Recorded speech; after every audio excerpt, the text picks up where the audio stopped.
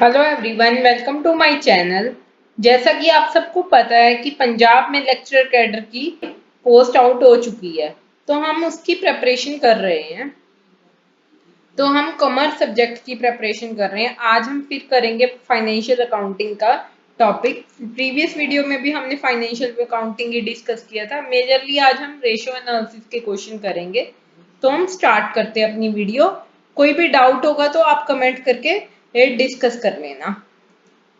First question है, which of the following best describe the depreciation? Value of fixed asset at the end of year, verification of asset, allocation of value of fixed asset over its useful life, D decrease in market value.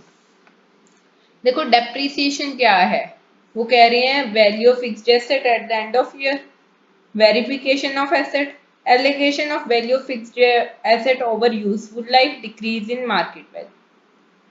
तो हम क्या करते हैं, पूरे fixed asset को उसके पूरे useful life में डिफरेंट डिफरेंट वैल्यूज में एलोकेट कर देते हैं, सो दैट हमारे पास फंड हो नेक्स्ट हमारी एसेट खरीदने के लिए। तो हमारा करेक्ट आंसर होगा C option, allocation of value of fixed asset over its useful life. Second question है, स्टेटमेंट ऑफ अफेयर इज अ।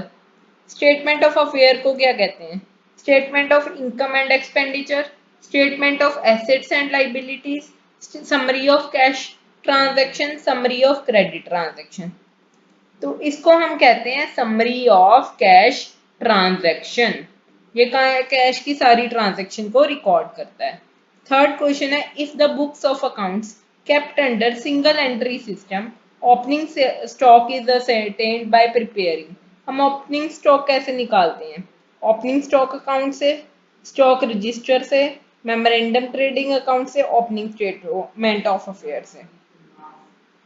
हम निकालते हैं इसको मेमोरेंडम ट्रेडिंग अकाउंट से, हम ओपनिंग स्टॉक असरटेन करते हैं।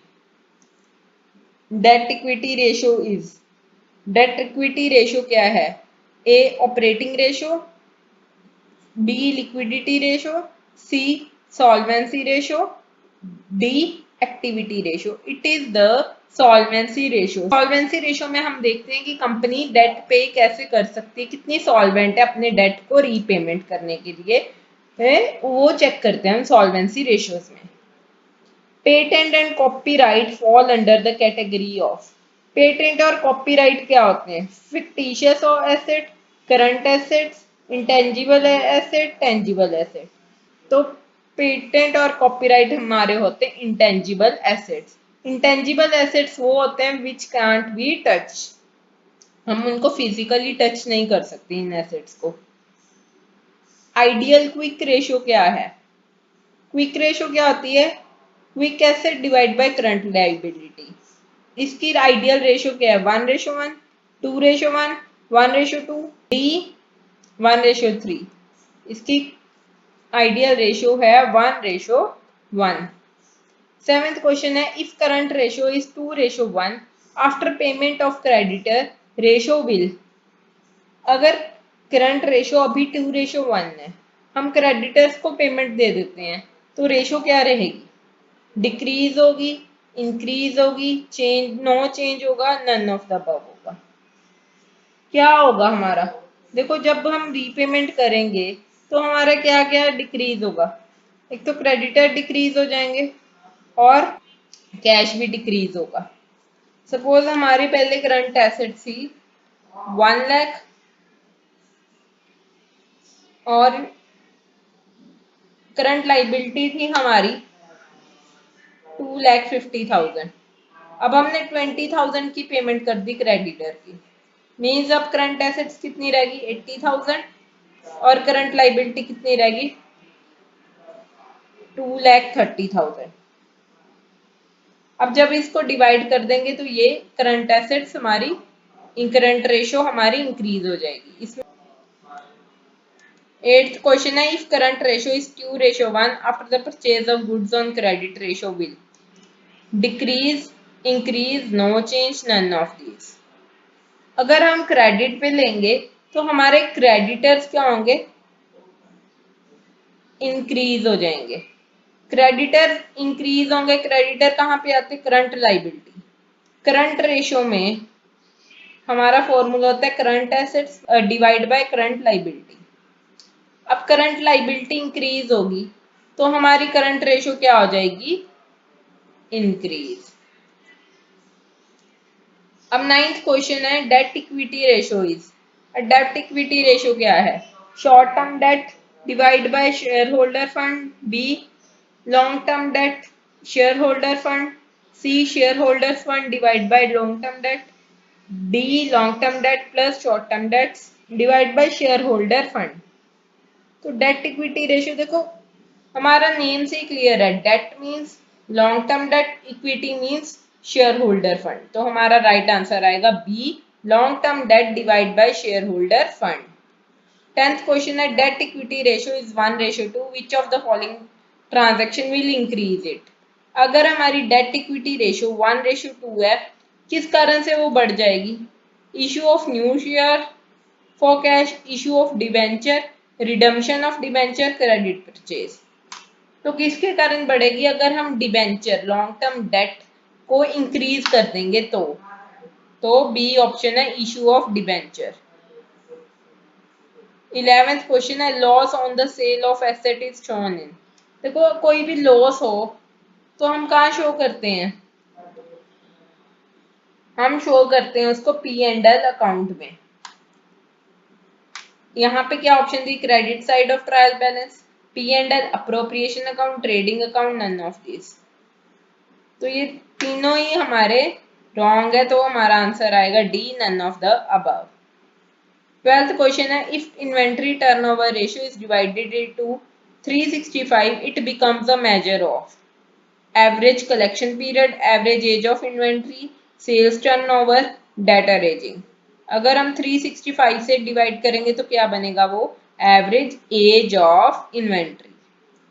13th क्वेश्चन है which of the following transaction will reduce total assets and liability.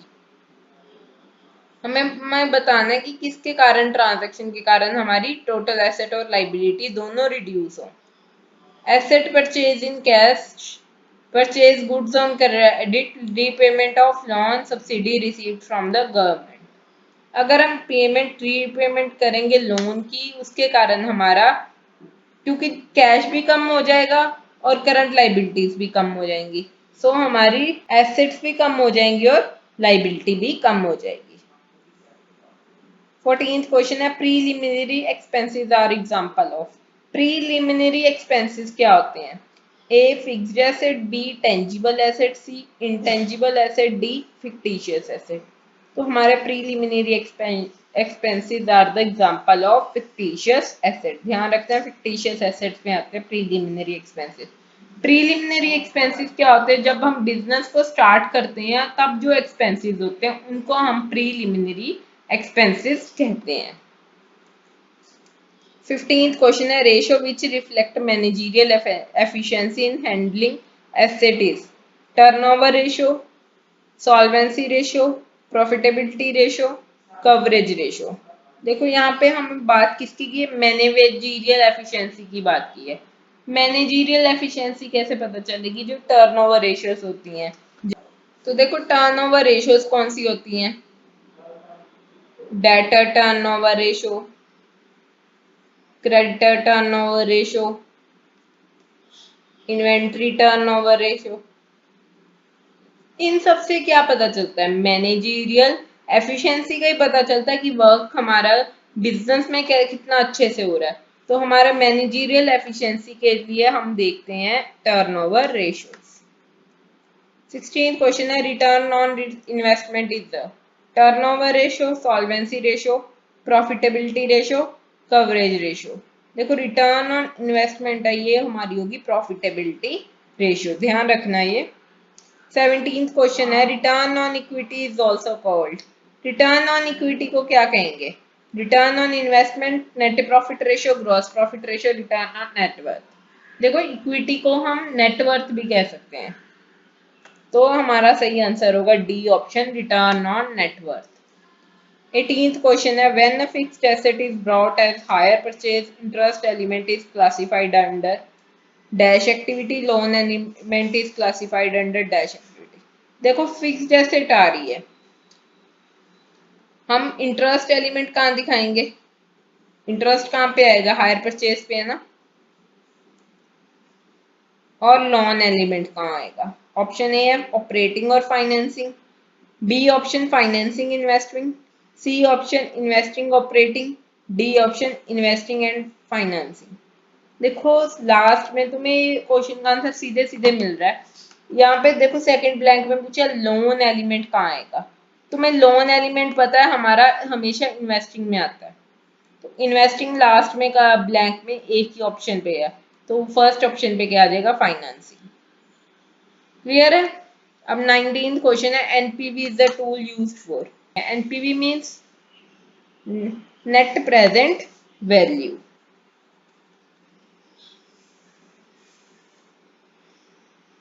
एक इसमें यूज होता है फाइनेंशियल स्टेटमेंट एनालिसिस में, कैपिटल बजटिंग में, कॉस्ट अकाउंटिंग में, ऑल ऑफ द अबव। तो ये हमने पहले भी वीडियोस में किया है कैपिटल बजटिंग का पूरा टॉपिक, तो ये हमें पता है कि ये कैपिटल बजटिंग में यूज होता है। 20th क्वेश्चन है which of the following is the example of capital reserve. अब कैपिटल रिजर्व की क्या एग्जांपल है? Workman compensation fund, general reserve, debenture redemption reserve, premium on issue of share. तो capital reserve की example है premium on issue of share. जो हम premium देते हैं that is the capital reserve. अब 21 क्वेश्चन है if the books of accounts kept under single entry system opening stock is ascertain bye preparing. देखो हम सिंगल एंट्री सिस्टम में opening stock कैसे असर्टेन कर लेते हैं? Opening stock account, stock register account, memorandum trading account, opening statement of affairs. इसका correct answer आपको मेरे को कमेंट बॉक्स में देना है, ठीक है? और कोई डाउट है तो प्लीज आप कमेंट कर देना। वीडियो में आपको लगा हो कि आपको कोई नॉलेज गेन हुई है, अच्छा लगा हो, तो चैनल को सब्सक्राइब कर देना, वीडियो को लाइक कर देना। अगर आपने ये वीडियो अच्छे से देखी होगी तो ये क्वेश्चन का आंसर आपको इजीली मिल जाएगा। And bye.